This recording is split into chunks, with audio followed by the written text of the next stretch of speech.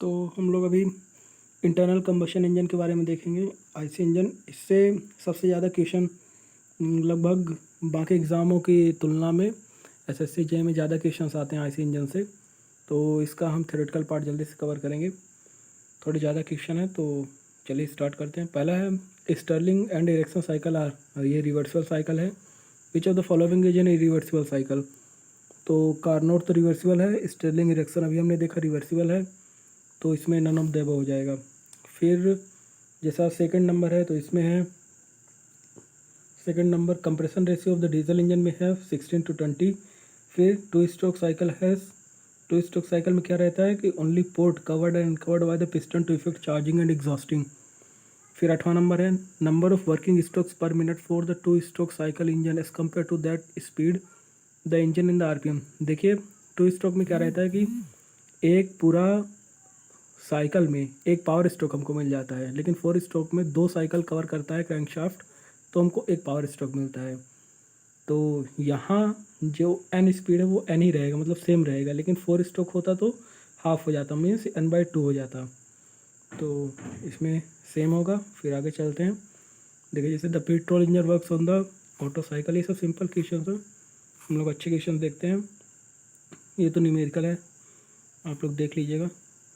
फिर for the same output same speed and same compression ratio the thermal efficiency of the two stroke cycle petrol engine is compare to that of the four petrol engine.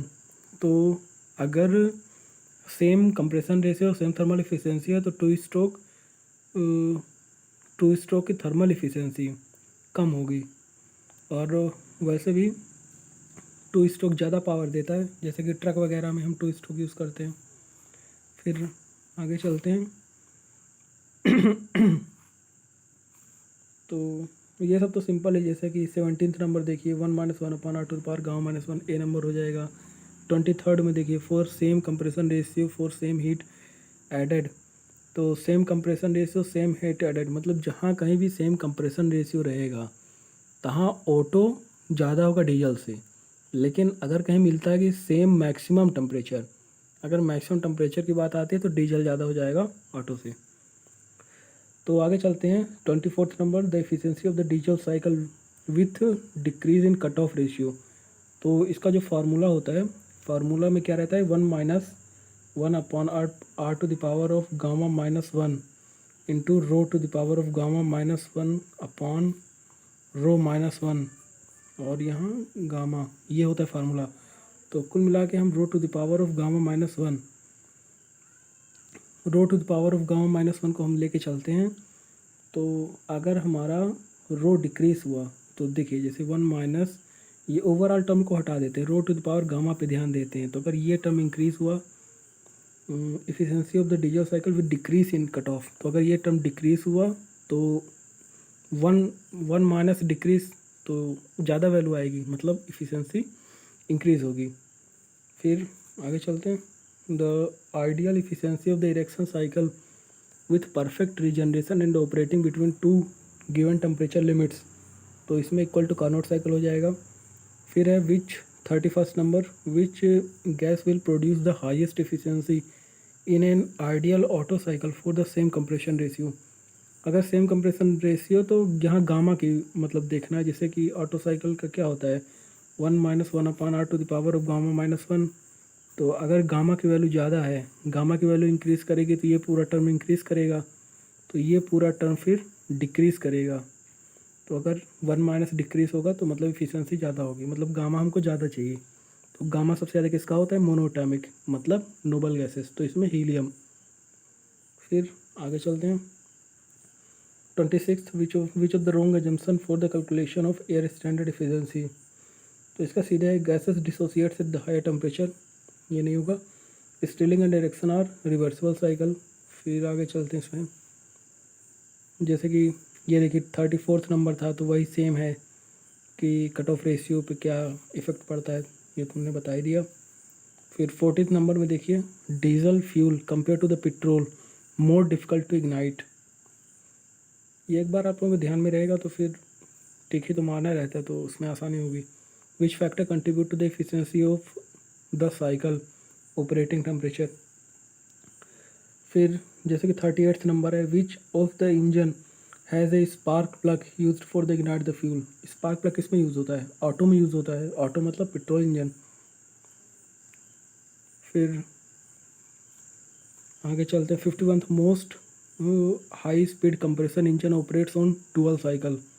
देखिए, जहाँ जहाँ कहीं very slow compression आएगा तहाँ बस diesel होगा, बाकी हर जगह डुअल कंप्रेशन होता है। फिर इसके बाद 52nd है, जैसे कि working cycle in the case of 4 stroke engine is complete in dash number of revolution. जैसे हमने पहले बताया कि 2 रिवोल्यूशन में अपना पावर स्ट्रोक कंप्लीट करता है। फिर जैसे कि 53rd देख लेते हैं, which denoted path is following by the diesel cycle. Diesel cycle में क्या रहता है? एक कांस्टेंट वॉल्यूम, एक कांस्टेंट प्रेशर। तो इसमें यहाँ से स्टार्ट हुआ, फिर कांस्टेंट प्रेशर पे हीट एडिशन मतलब ये, फिर आइसेंट्रोपिक एक्सपेंशन, फिर कांस्टेंट वॉल्यूम पे हीट रिजेक्शन मतलब 12671 सी नंबर। तो इसी तरह सिंपल है, हम थोड़ा अच्छे क्वेश्चन देखते हैं। जैसे कि which of the following statement is incorrect for the work output of ideal Otto cycle. तो आइडियल ऑटो साइकिल में इनकरेक्ट बताना है with related to work output. Both decrease with an increase in adiabatic index and decreases with an increase in compression ratio. देखिए, इसको ऐसे देख सकते हैं कि ये जो इफिशियंसी होता है, तो इफिशियंसी क्या लिख सकते हैं? W net, net work done upon heat addition. क्यों? Input net work upon heat addition is equals to 1 - 1 upon r to the power of gamma -1। अब इसमें हम इसको चेक कर सकते हैं, गामा और उसको आर को रख करके, तो ये डी आंसर आएगा इसका। फिर 56 है कि which of the following gases is used as working medium in air standard cycle. तो इसमें आइडियल गैस नहीं देना, परफेक्ट गैस होता है। फिर 57th, which what is the other name of diesel cycle. तो डीजल साइकिल को क्या बोलते हैं? कंप्रेशन इग्निशन, सीआई इंजन होता है ना, तो इसमें सीआई है नहीं, तो नन ऑफ द अबव।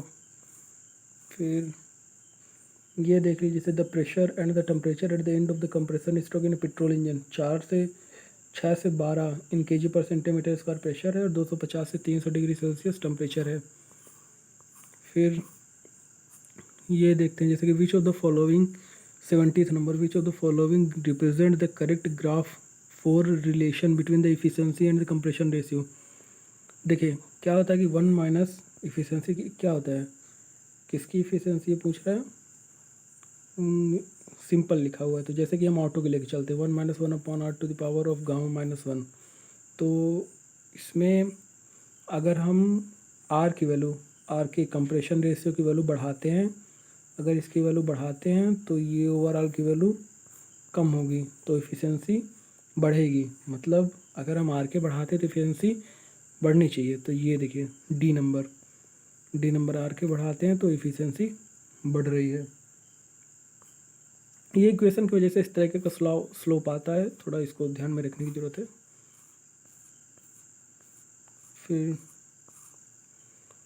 कुछ अच्छा क्वेश्चन, जैसे कि 81th नंबर देखिए, तो which of the following sequence is true for the same compression ratio and heat added. Same compression ratio अगर कहीं लिखा हुआ है तो मतलब eta Otto is greater than eta diesel, तो इसमें बी होगा। फिर ये सब तो डायग्राम वाले तो देख ही चुके हैं एक बार। इसमें देख, thermal efficiency of the diesel engine 45 से 50%। इसके बाद इसमें देखते हैं, lean air mixture is required for cruising. Lean air mixture required for the cruising. Knocking tendency in the SI engine reduces with increasing. देखिए, इसमें क्या होगा कि हमको ये चीज़ ध्यान में रखना है कि जो एसआई इंजन होता है, तो हमको ऐसे कंपोनेंट जो टेम्परेचर बढ़ाएं उनको कम करना है। ऐसे कंपोनेंट जो टेम्परेचर बढ़ाएं उनको कम करना है। लेकिन सीआई में जो कंपोनेंट टेम्परेचर बढ़ाते हैं उनको इंक्रीज़ करना है, सीधी सी बात। तो एसआई इंजन में हमको रिड्यूस करना है नॉकिंग टेंडेंसी। तो जैसे कंप्रेशन रेशियो अगर इंक्रीज़ करेंगे तो टेम्परेचर ज़्यादा होगा तो नॉकिंग बढ़ जाएगा। लेकिन अगर स्पीड ज़्यादा करते हैं तो जो फ्लेम फ्रंट अपना मूव कर रहा था वो जल्दी से मूव कर जाएगा, तो दूसरे साइड फ्लेम फ्रंट बनेगा नहीं और टकराएगा नहीं, तो नॉकिंग होगी नहीं, मतलब डी नंबर।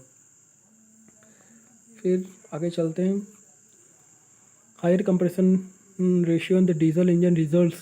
देखिए हायर कंप्रेशन रेशियो रहेगा तो टेम्परेचर ज़्यादा, प्रेशर ज़्यादा, तो इसमें हायर प्रेशर। तो फिर the delay period in the petrol engine. Delay period क्या होता है कि जब हमने पेट्रोल डाला फिर जब पेट्रोल बर्न हुआ, दोनों के बीच में टाइम गैप है, उसी को डिले पीरियड बोलते हैं। तो ये 0.002 सेकेंड होता है। फिर compression ratio for the practical diesel engine usually lies in the range of 16 से 22। तो ये सब तो सिंपल क्वेश्चन, अच्छे क्वेश्चन देखते हैं। All diesel cycle except slow speed engines are used. देखिए डुअल, ठीक ना, हमने सीधे से बताया कि जब स्लो स्पीड रहेगा उसी बस में डीजल होता है, बाकी हर जगह डीजल इंजन में डुअल लगता है। फिर among which of the following is not related to the CI engine. Compression ignition में कार्बोरेटर की जरूरत नहीं पड़ती। कार्बोरेटर क्या काम करता है कि फ्यूल और एयर को मिक्स करने का काम करता है, लेकिन जो सीआई इंजन रहता है तो उसमें हम फ्यूल इंजेक्टर के थ्रू इंजेक्ट करते हैं, स्प्रे करते हैं, तो मिक्स करने की कोई ज़रूरत नहीं पड़ती, तो कार्बोरेटर की कोई ज़रूरत पड़ेगी नहीं। फिर 23rd देखिए, which of the following statement is incorrect regarding to the 4 stroke engine as compare to the 2 stroke. देखिए 4 स्ट्रोक जगह ज़्यादा लेता है और इजी स्टार्ट नहीं होता, और फाउंडेशन उसके लिए ज़्यादा चाहिए, जगह ज़्यादा घेरता है, कूलिंग टाइम उसको ज़्यादा चाहिए, तो इसीलिए इसका आंसर बी होगा, ठीक। फिर देखिए 18th number, in the SI engine to have the high thermal efficiency the fuel air mixture ratio should be lean. Lean क्यों होता है? देखिए फ्यूल एयर मतलब पहले mass of fuel upon mass of air, ये क्या होना चाहिए? लीन होना चाहिए, मतलब मास ऑफ फ्यूल कम रहना चाहिए। जाहिर सी बात है कि मास ऑफ फ्यूल अगर ज़्यादा रहेगा तो अनबर्न्ड कार्बन लिफ्ट हो जाएगा, मतलब अनबर्न्ड फ्यूल लिफ्ट हो जाएगा, क्योंकि एयर उतनी मिलेगी नहीं, क्योंकि हमने फुल फ्यूल ज़्यादा डाल दिया है, तो इसीलिए हम इसको लीन रखते हैं। फिर typical air fuel ratio in the diesel engine, तो एक रेशियो में अगर फ्यूल है तो 20 रेशियो हमको एयर चाहिए डीजल इंजन में। फिर उसके आगे देखिए, the accumulation of the carbon in a cylinder results in increase of effective compression ratio.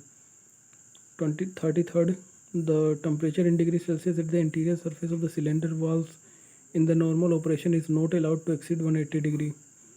Which of the following factor does not contribute towards the detonation in an engine? तो देखिए engine over heating, इसमें temperature factor आ रहा है, ये होगा, ये भी इफेक्ट करेगा कंप्रेशन रेशियो, लेकिन स्टोइकियोमेट्रिक फ्यूल मिक्सचर इफेक्ट नहीं करता। फिर 35 देखिए, increasing the compression ratio beyond a certain limit. देखिए compression ratio beyond a certain limit तो इंजन नॉक होगा, सीधी सी बात। The following fuel in metre cube of the air is required to consuming 1 litre of fuel by A 4 stroke engine, 9 to 10। इसको थोड़ा याद करने की, मतलब एक रट्टा टाइप का है। Which of the following medium is compressed in an diesel engine. Diesel engine में केवल एयर कंप्रेस करते हैं, ठीक ना, एयर और लुब्रिकेटिंग ऑयल में कंफ्यूज नहीं होइएगा, केवल एयर। फिर 32 इन अपोज्ड पिस्टन डीजल इंजन, मतलब दोनों साइड पिस्टन, तो the combustion chamber between the piston. फिर ये रिसेंट के क्वेश्चन है, थोड़ा इनको ध्यान रखने को ज़रूरत है। What happens to the rating of the diesel engine when temperature of the intake air is increased? तो rating increasing linearly. The complete burning of 1 kg of carbon, the air required will be out 11.6.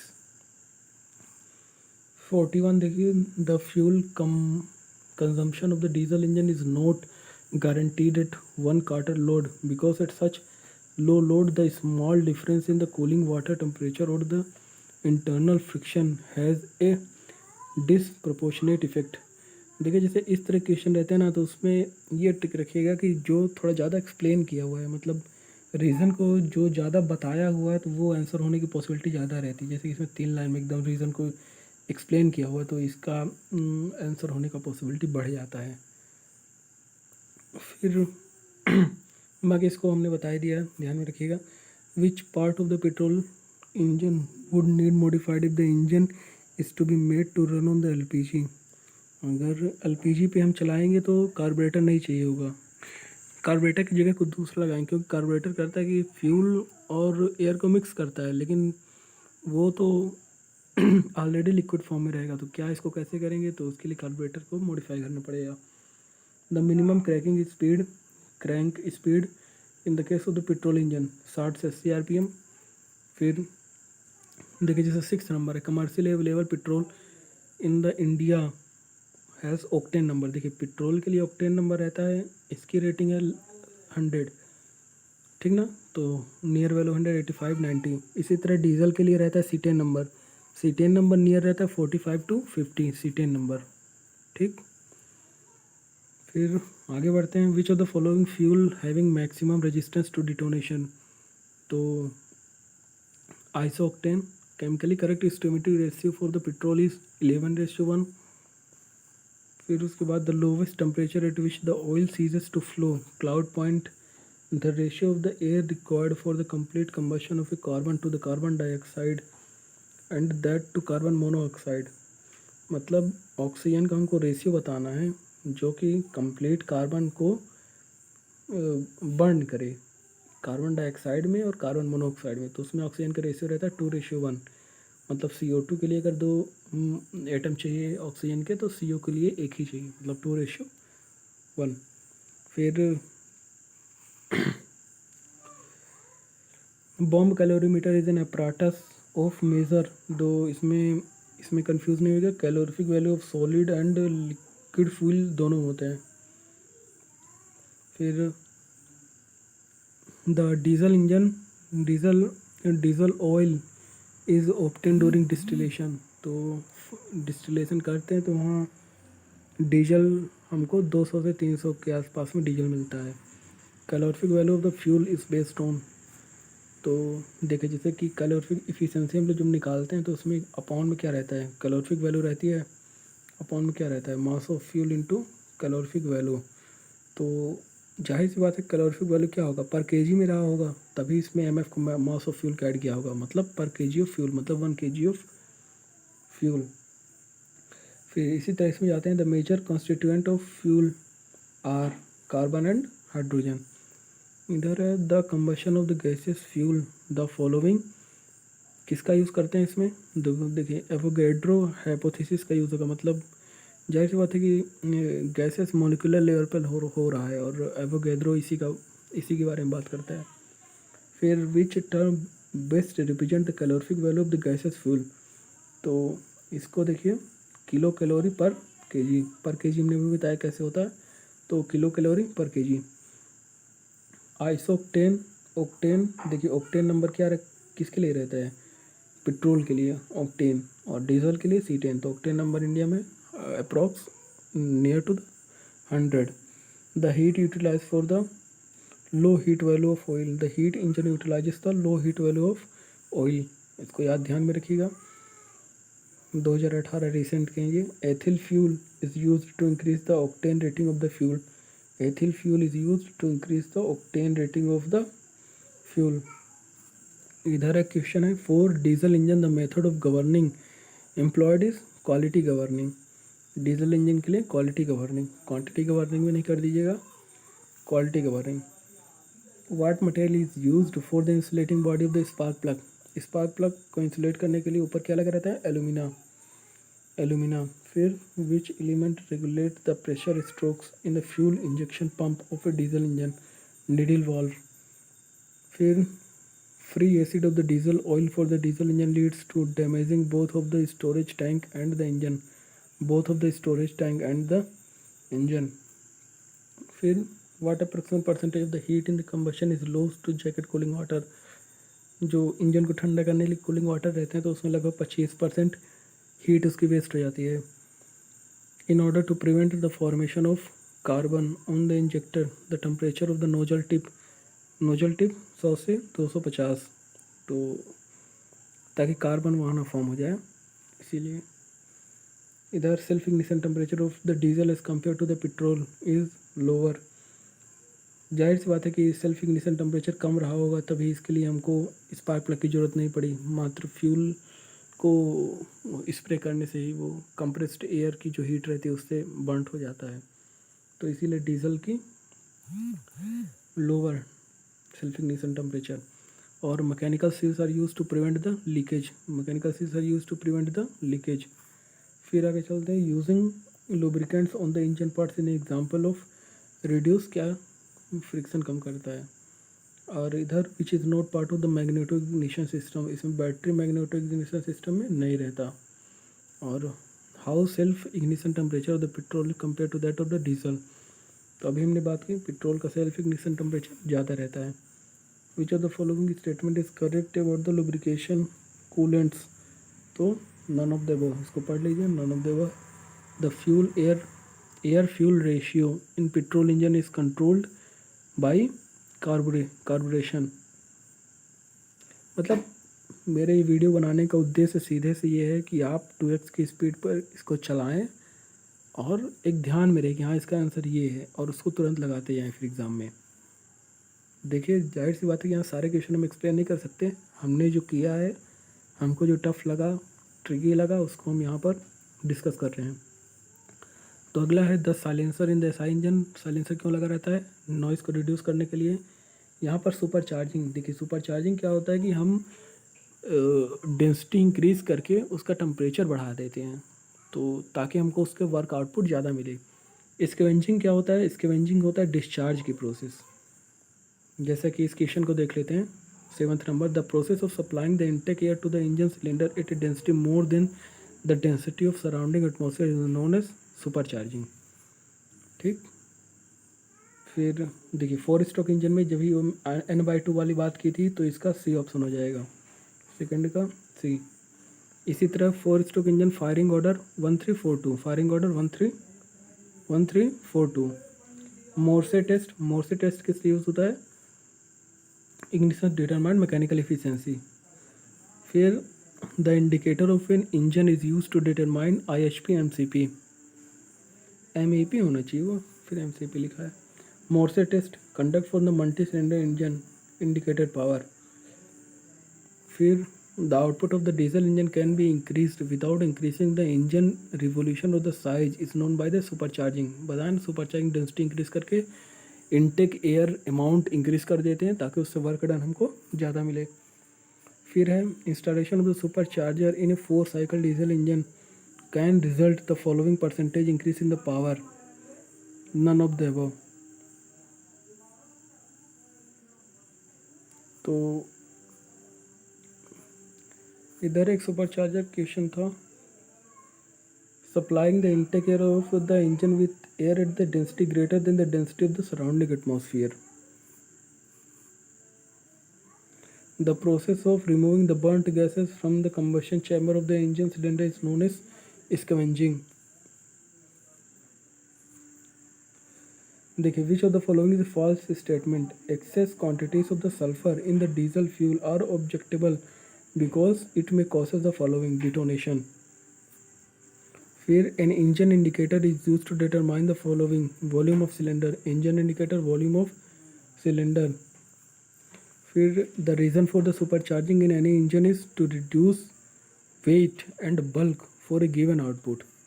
देखिए अभी जो हमारा ये question था, देखिए कि power increase नहीं करता, पावर कितने परसेंट होगा तो वो इंक्रीज़ नहीं करेगा, पावर इंक्रीज़ नहीं करता, ये केवल वेट एंड बल्क जो इंजन का अपना साइज है उसको कम कर देता है, क्योंकि इनटेक एयर से ही जाके फिर फ्यूल मिक्स होगा, फिर बर्न होगा तो वो पावर प्रोड्यूस करेगा।